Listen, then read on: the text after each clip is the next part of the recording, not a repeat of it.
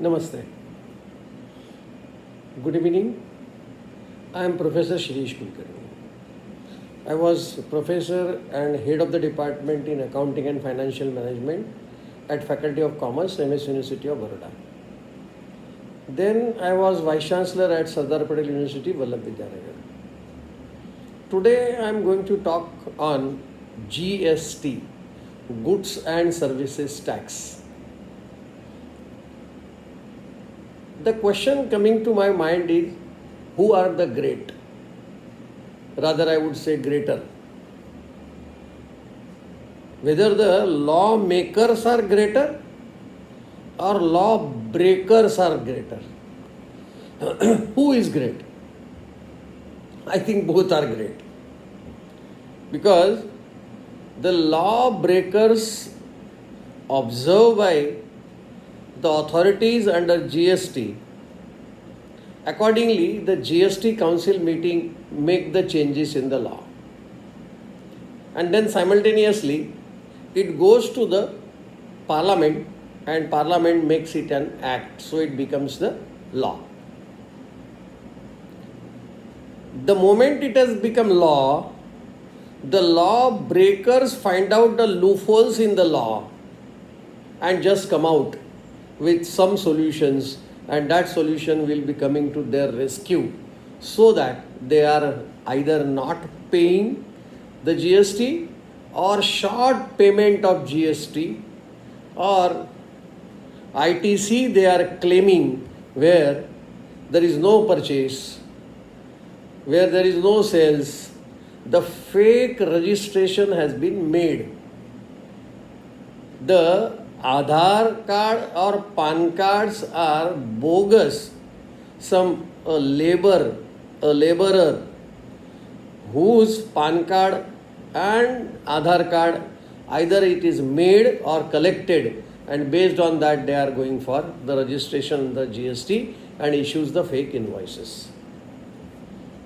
Only because of that, just before let's say the 54th GST Council meeting recommendations, simultaneously under the 55th GST Council meeting, it has approved by the Parliament and it has become the law, particularly for registration.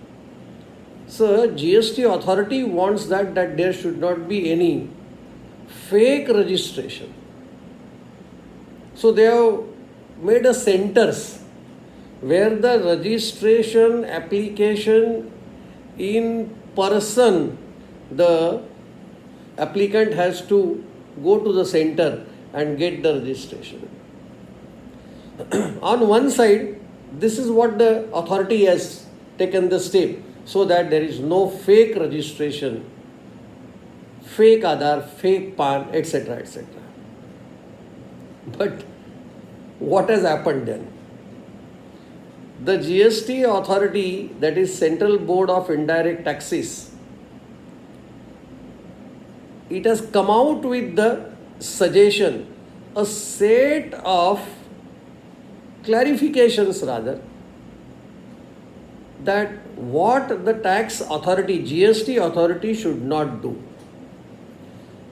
Because as the law has changed, the officers are taking the disadvantage of that change in the law, stricter provisions for the new registrants.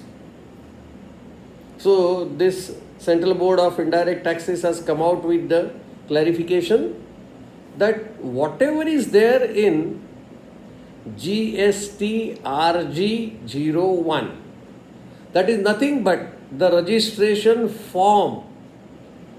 So whatever is enlisted in that form, that only that documents are asked by the GST authorities for the registration. Over and above, these authorities, the officers, harassing the applicant, or rather the future taxpayer, you can say, there is a harassment, and that harassment has brought to the notice to the GST higher authorities, and that's why they have given this clarification that no other document should be asked unless and until this has been listed in RG01, the registration form. There it is very clearly mentioned that these are the documents which are to be submitted by the applicant. Let's say there is a possibility that the premises is owned by the applicant or the premises is rented by the applicant. But what is the behavior of the officers? What documents are required when it is rented? They want that there must be a rent deed, rent agreement. If this is there, then the owner of the premises, why his PAN card, why his Aadhaar card, why his photograph, any one of that is the agreement. It may be even a light bill. That light bill also is valid, that this is the property premises owned by Mr. X and that has been rented to the applicant for the registration. But here that all the documents are being asked, that yes, you provide. The owner of the premises, the photograph, his Aadhaar, his PAN card, property owned by him, etc., etc. So that is what is the harassment by the GST officers to the applicant.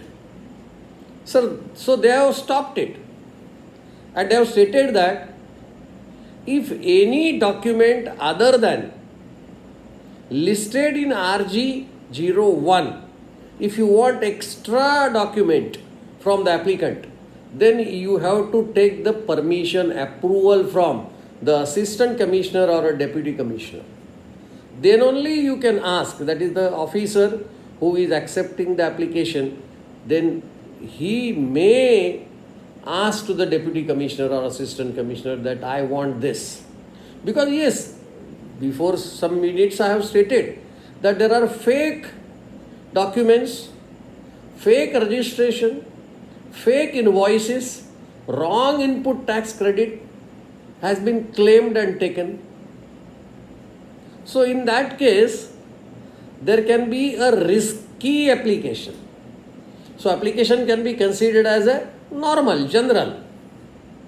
If there is a normal application that all the documents are there, then in that case the officer should clear the application within 7 days from the date of application.